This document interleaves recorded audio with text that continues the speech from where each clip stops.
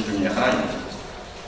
가까이 합창단이 활동하는 것을 보면 더욱더 피부로 느끼고 있습니다.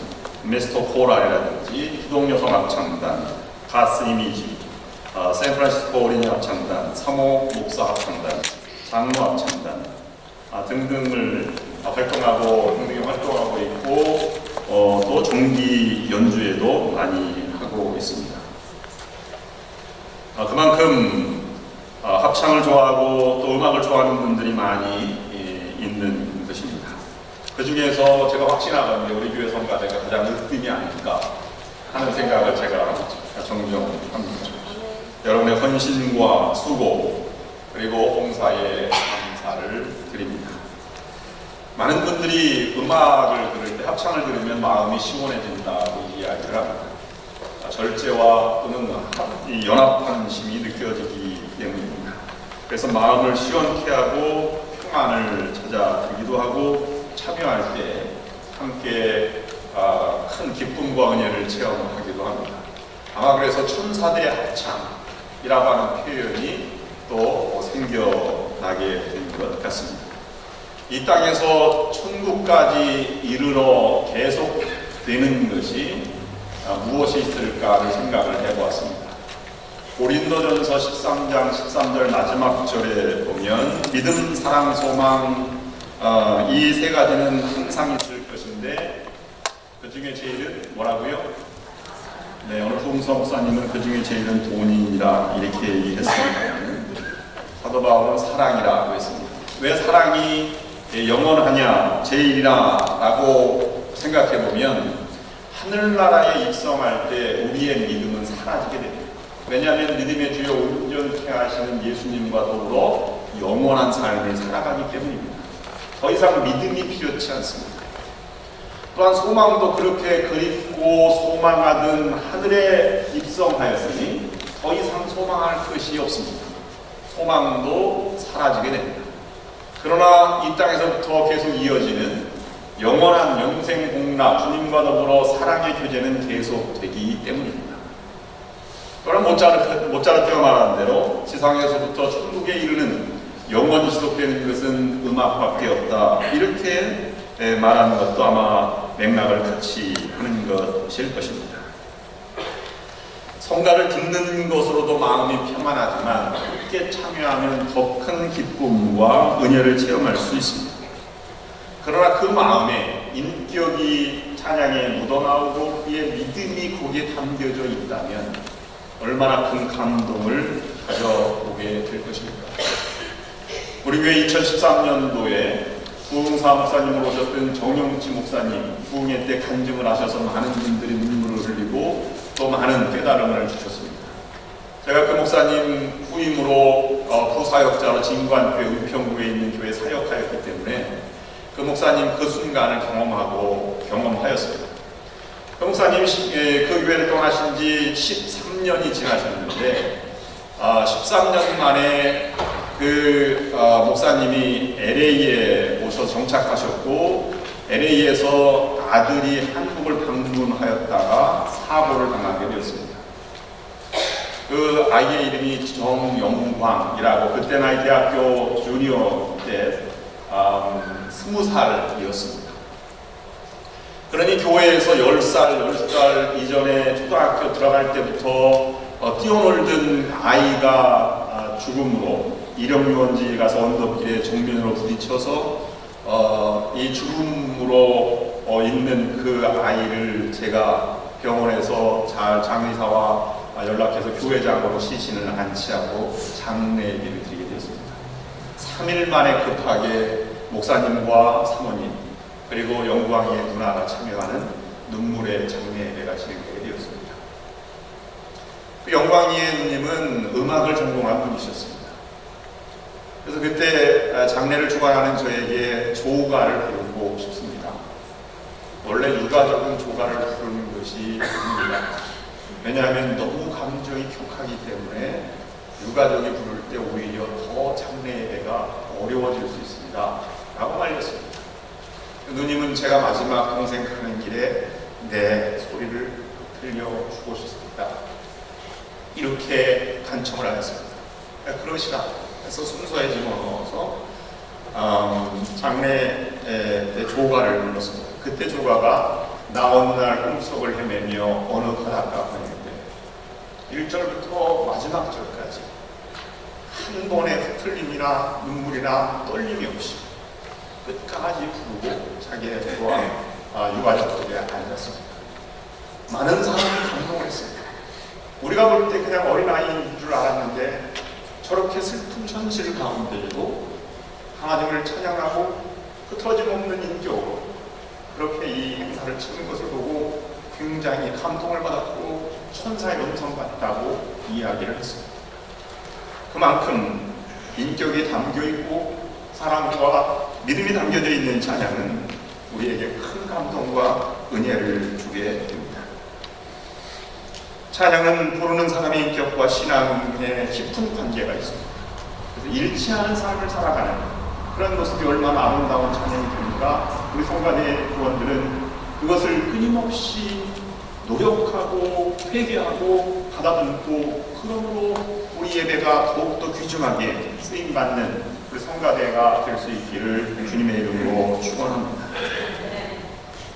우리는 감정과 환경에 따라 살아갈 수가 있습니다. 그런데 감동이라고 하는 것은 우리가 예상을 뛰어넘는 인격이 묻어나고 또 그것보다 더 한 단계 높은 차원의 삶을 살아갈 때 우리는 감동을 만들어 갈 수 있습니다. 예를 들자면 여러분이 아침 하루 종일 밤새도록 싸우고 잠자리에 들고 아침에 일어나서 아내가 밥도 해주지 않은 아침 대문을 나가는 남편에 있었다고 칩시다. 회사에 가서 너무나 미안하고 또 화해하려고 아내에게 점심때 전화를 걸었습니다. 여보, 별일 없어? 여러분 그렇게 전화한다면 무슨 뜻입니까? 화해하고 다시 잘합시다 이런 의미가 아닙니까? 그런데 일찍 들어오세요 라고 얘기하면 얼마나 전화하는 사람이 마음이 기쁘겠습니까? 근데 만약에 전화를 걸었는데 여보 별일 없어? 이렇게 물었을 때 여보 별일 있었으면 좋겠어? 이렇게 대답을 한다면 그게 화해가 될 수 있겠습니까? 그런 한 단계 더 높이 참고 인내하고 또 성숙한 인격을 대하며 살아가는 것이 우리의 마음의 감동과 시원함을 안겨줍니다. 그런 이 헨리 포드에 대한 이야기는 많이 있습니다. 아버지가 강하게 키우려고 저수지에 가서 밀어넣어서 죽이려고 하는 아버지를 미워해서 더욱더 성공하였다. 또는 어머니의 기도로 11조 생활하고 예배 생활에 가장 앞자리에 앉았다. 이런 얘기도 많이 있는데 제가 한 가지 더 예화를 드리면 이런 예화가 있습니다. 어느 시골 학교 여선생님이 포드 회장에게 편지를 보냈습니다. 회장님, 우리가 너무 시골이고 가난해서 피아노 살 돈이 없습니다. 피아노 살 돈을 보내주시면 감사하겠습니다. 포드 회장이 편지를 써서 그에게 돈과 함께 보냈습니다. 여선생님이 그 편지를 열어보니까 거기에 편지와 함께 돈이 들어있었는데 10센트가 들어있었습니다. 보통 사람 같으면 그 대기업의 회장이 나에게 보내주는 것이 초라한 10센트이겠는가? 근데 생각을 했겠지만 선생님은 이 의미가 무엇일까를 깊이 생각했습니다.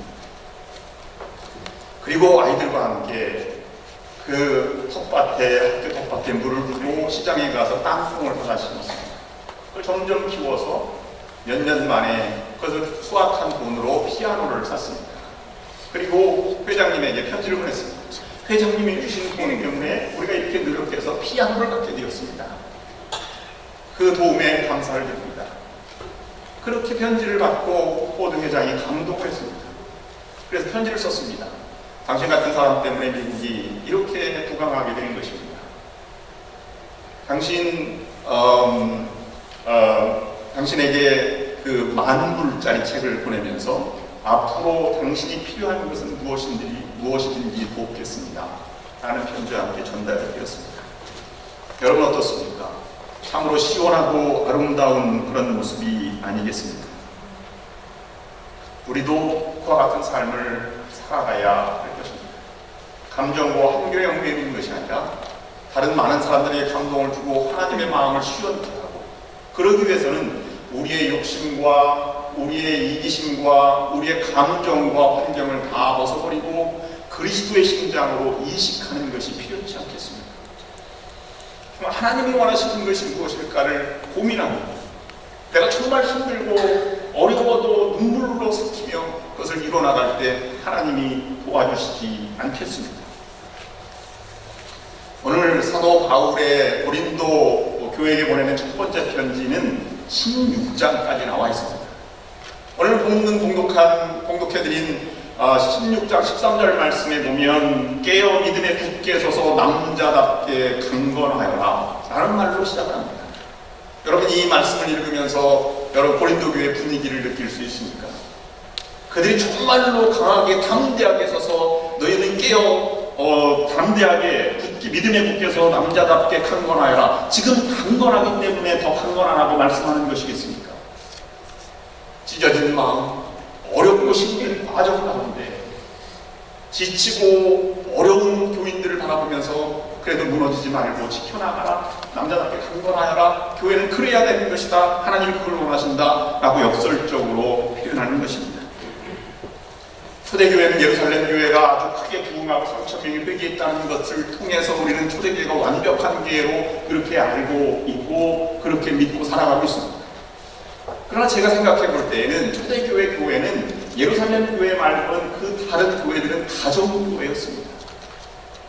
적어도 10가정, 12가정이 모여서 한 30명 정도 예배드리는 곳에 큰 역사가 일어났던 것이 초대교회 대부분의 모습이었을 것입니다. 그런데 그곳의 초대교회는 순회 선교사들이, 순회 목사들이 많았기 때문에 단임 목회 제도가 있지 않았습니다. 그래서 감독이라고 하는 그 장로 목사를 세워서 그 주변을 돌아다니면서 몇 교회를 이렇게 담임하는 그런 제도로 운영이 되었었습니다. 그러니 개체교회는 누가 다녀갔는가에 따라서 세례받는 대상이 달랐습니다. 그래서 오늘 고린도 교회도 바울이 왔을 때 바울이 세례를 준 스데바나가 있었고, 그 다음에 아볼로가 세례 준 사람이 있었고, 베드로가 왔을 때 세례 준 사람이 있었고, 어느 중에도 들어가지 않은 그리스도파가 있었고, 4가지 파가 있었습니다. 그러니 거기에 갈등과 알력이 얼마나 많이 있었겠습니까? 그런데 그 중에 지금 에베소서에서 고린도 교회 소식을 들은 사도 바울은 고민하고 있습니다. 정말로 아데네 지역에서 실패한 전도 여행에 지식으로 전달하려고 했을 때 정말 비참하게 사도 바울이 실패를 경험했는데, 그 다음에 돌아가는 것이 고린도 지역에서 나는 그리스도의 십자가 외에는 복음을 다른 것을 증거하지 않기를 결심하고 가서 교회를 세운 교회인데 거기에 분열이 일어나게 된 것입니다. 사람들은 지쳐있고 또 절망과 좌절 가운데 살아가는 많은 사람들이 놓여져 있었습니다. 내가 거기를 다시 갈까? 편지를 써서 그들을 위로할까? 어떻게 했으면 좋을까? 때를 기다릴까? 이렇게 고민하는 과정 속에 세 사람이 찾아오는 것이 오늘 본문에 나와 있는 말씀입니다. 스데바나, 보드나도, 아가이야. 이 세 사람이 찾아왔을 때 그 소식을 들을 때 너무나 감동이 받았고 사도 바울이 너무나 마음을 시원케 했다고 그들 칭찬하는 모습이 오늘 본문 말씀입니다. 그들의 배경, 그들의 환경을 먼저 살펴보면 한 집안 식구, 여기 보드나도와 아가이고라고 하는 것은 성경 가운데 여기에만 등장하는 인물입니다. 옛날 클레멘트라고 하는 사도 중에, 속사도 중에 한 분이 편지를 썼을 때 그것을 들고 편지 속에 나오는 인물이었기 때문에 아마 클레멘트의 서신을 전달한 사람 중에 한 사람이 아닐까라고 교회 사가들은 추측하지만 확실치는 않습니다. 그런데 보면 오늘 본문 말씀을 잘 보면 그 말의 의미를 생각할 때 우리가 유추해 볼 수 있습니다. 우리 스데바나라고 하는 뜻은 면류관이라는 것입니다. 아마 면류관이라고 하는 이름을 지었으면 잘 가정이 양육된 그런 훌륭한 이름에 들어가는 유대인의 이름 중에 하나였을 것입니다. 그런데 부드나도라고 하는 사람의 이름의 뜻은 행운아입니다. 여러분, 누가 자식의 이름을 지으면서 행운아라고 짓겠습니까? 아마 천한 신분이거나 노예일 것이다 라고 추측을 합니다. 더한 것은 아가이아라고 하는 사람은 아가야 사람이라는 것입니다. 우리말에 옛날에 이름이 없을 때는 춘천댁, 대구댁, 이렇게 소산댁 이렇게 말하지 않았습니다. 그만큼 천한 노예 신분이었을 것이다. 그래서 스데바나와 두 노예들이 함께 사도 바울을 찾아갔을 때 사도 바울의 마음을 시원케 되었다라고 해석을 해볼 수 있습니다. 그들이 어떻게 하였길래 시원케 하였는가? 우리는 어떤 자세로 봉사해야 할 것인가? 라는 것을 저는 세 가지로 묵상하고 오늘 헌신 예배와 우리 그리스도를 섬기는 우리의 삶의 모습을 한번 묵상하려고 하는 것입니다. 첫 번째로 그 셋은 환경과 여건이 어찌 되었든 한 번 주님을 섬기기로 작정하고 끝까지 섬긴 사람들이었다고 하는 것입니다.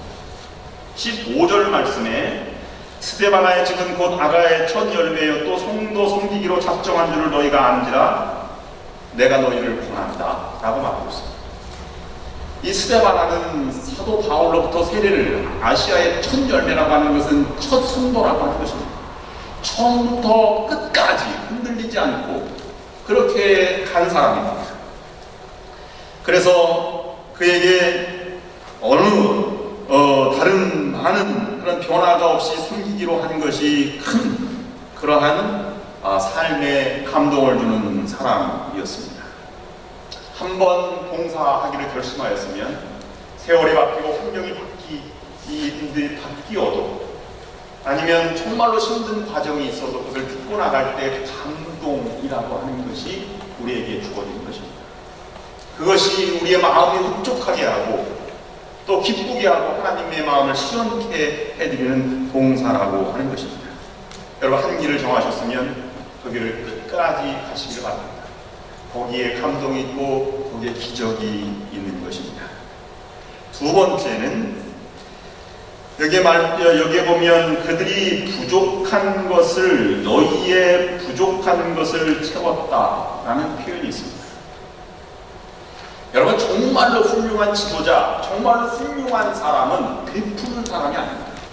우리는 흔히 그 기독교가 자선을 베풀어야 한다, 홈리스 피플에게 뭐 이렇게 해야 된다, 여러 가지 많이 있지만 물론 교회 사역 중에 하나가 구제 사역이 들어갈 수 있지만 그것이 추가될 수 없습니다. 보다 더 중요한 것은 하나님이 이 땅에 필요한 것이 무엇인지 그것을 채워나가고 이뤄가고 그것을 돕고 협력해 나가는 것이 교회가 하는 사역 중에 가장 중요한 사역입니다.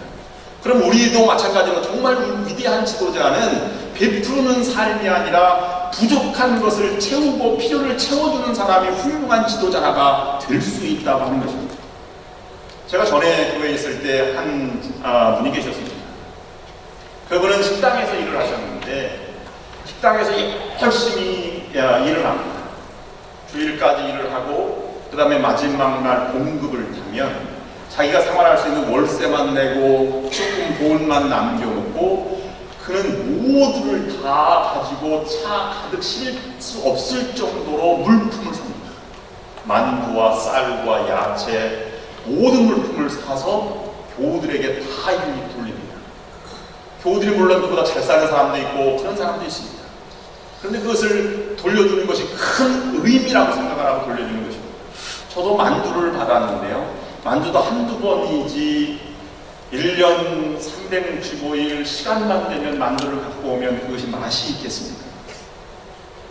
그래서 그런 의미 있다고 생각하지만 필요에 따라 사람은 안 받고 싶은 그런 모습도 있는 것입니다. 여러분 정말 훌륭한 지도자는 베푸는 것보다 필요에 따라서 나눠주는 사람이 아주 훌륭한 지도자인 것입니다. 교회는 이런 분들이 많을 때 교회가 풍성해지는 것이고 감동이 있는 것입니다. 교회는 이런 분들이 언제나 하나님이 보내주시는 것을 경험하게 됩니다. 여름 성경학교를 한다든지 아니면 이렇게 오디오 비디오 시스템을 이렇게 한다든지 이런 것을 할 때는 말없는 도너들이 있습니다. 정말 마음에 길티의식을 느껴서 지난번 오디오 비디오 시스템을 이렇게 헌금하신 것처럼 그런 분들이 나타납니다. 여름 성경학교 하면 얼마나 힘든 가운데도 아이들을 가르칠까 내가 식사를 대접하겠습니다 라고 헌금을 내는 분들도 많이 계십니다. 그런 것을 통해서 교회는 풍성해지는 것이고 또 그런 것 통해서 하나님의 마음을 시원케 하는 역사가 일어나게 되는 것입니다. 여기 부족한 것이라고 하는 해당되는 헬라어는 피스테레마라고 하는 것인데 재산을 가리키기도 하고 물질적인 궁핍도 의미하고 정신적인 외로움과 필요를 얘기하기도 합니다. 그런 것을 보면 스데바나 부드나도 아가이아라고 하는 사람이 사도 바울을 도울 때는 연보를 마련해서 예루살렘 아니면 로마에 있는 그런 예루살렘 교회를 나중에 약해졌으니까요. 그래서 연보를 사도 바울이 요청했는데 모든 교회들이 다 참여할 때 함께 참여했고 정신적으로도 기도로 함께 했고 사도 바울에게 이런 모든 것을 정신적, 육체적, 물질적인 모든 것을 다 후원하였다고 볼 수 있는 것입니다. 정말 필요한 것에 함께 한 것입니다. 잠언 25장 14절 말씀해 보시면 충성된 사자는 그를 보낸 이에게 마치 추수하는 날에 얼음 냉수같이 같아서 능히 그 주인의 마음을 시원케 하느니라. 정말로 추수하는 일꾼에게 필요한 것이 얼음 냉수처럼 그렇게 필요한 것으로 채워주는 그때에 하나님의 역사가 일어난다고 하는 것입니다. 테레사 수녀에게 물었습니다. 당신은 억울하지 않습니까? 그렇게 수고하는데 더 잘 사는 사람도 있고 더 명성 높은 사람도 있지 않습니까? 그들을 부러워하거나 그들이 시기심이 난 적이 없습니까? 라고 말했을 때 테레사 수녀는 이렇게 그에게 대답을 했습니다. 그렇지 않습니다. 허리를 굽히고 공사하고 낮은데 머리를 숙여 사는 사람은 위를 쳐다볼 시간이 전혀 없는 것입니다. 여러분, 우리의 삶이 적어도 그렇게 하나님만을 바라보고 나아갈 때 감동이 있지 않겠습니까? 마지막 세 번째로는 수고함으로 순종하는 것을 알아두라, 이렇게 표현하고 있습니다. 다른 사람과 다른 것에 관심을 갖기보다 이들은 자신의 부족함을 깨닫고 부단히 자신을 채찍질하며 신앙생활하는 분들이었음에 여기에 우리에게 보여주는 그런 모습입니다. 저들을 알아두고 저들을 인정해 주십시오. 저들도 부단히 부족한 중에 낮고 천한 중에 최선을 다하고 있는 사람들입니다. 존 칼빈이 어제 김홍기 목사님이 연합 부흥회를 하시는데 하신 두 번 강조한 것이 뭐냐면 칼빈의 율법의 세 가지 율법을 설명하면서 이렇게 설명하였습니다. 칼빈 주장은 이건 루터도 주장하게 되었고 나중에 존 웨슬리의 성화론도 연결되는 모습입니다만은 존 칼빈은 율법에는 세 가지 기능이 있다고 했습니다.